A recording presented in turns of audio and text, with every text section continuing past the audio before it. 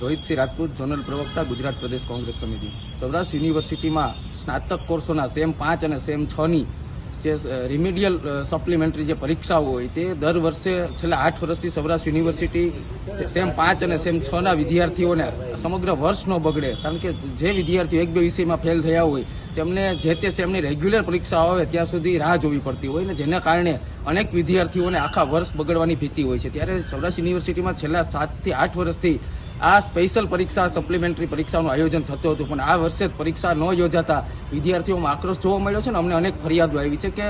સત્તાધીશો શા માટે વિદ્યાર્થીઓ પ્રત્યે સંવેદના નથી કરતા. એક તરફ સૌરાષ્ટ્ર યુનિવર્સિટીના અનેક વિદ્યાર્થીઓને ફરિયાદો આવી છે કે જે સૌરાષ્ટ્ર યુનિવર્સિટીના જે પેપર ચેક થાય છે તે યોગ્ય રીતના પેપર ચેક નથી થતા અને જે પેપર ચેક કરનારા પ્રાધ્યાપકો વેઠ પાડે છે, જેને લીધે વિદ્યાર્થીઓને 1 થી 5 સેમમાં ફર્સ્ટ ક્લાસ આવ્યા હોય ને સેમ 6 ની અંદર ફેલ થયા હોય, એવા અનેક કિસ્સા હોય. એવું નથી કે તમામ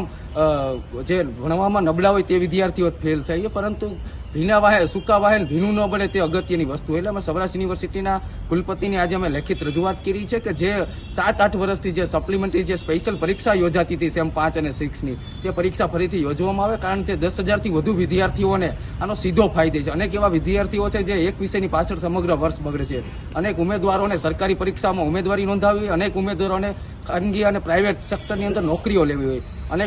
નબળી પરિસ્થિતિના વિદ્યાર્થીઓ જે આવતા હોય તેમને ઘણી બધી નોકરીઓને લીધે પોતાની આર્થિક પરિસ્થિતિમાં થોડું ઘણું મદદરૂપ થઈ શકે તેવા અનેક પોઝિટિવ પાસાઓને વિચારી અને સત્તાધીશો તાકીદે આ પરીક્ષાનું આયોજન કરી અને વિદ્યાર્થીઓના આ સમગ્ર વર્ષ કઈ રીતના ન બગડે તેવી તમામ બાબતો અને પાસાઓનું સકારાત્મક નિર્ણય કરી અને 5 અને સેમ 6 ની પરીક્ષાઓ તાકીદે યોજવા અમે રજૂઆત કરી છે. અન્યથા આવનારા 3 દિવસની અંદર અમે ઉગ્ર આંદોલન કરવાના છે.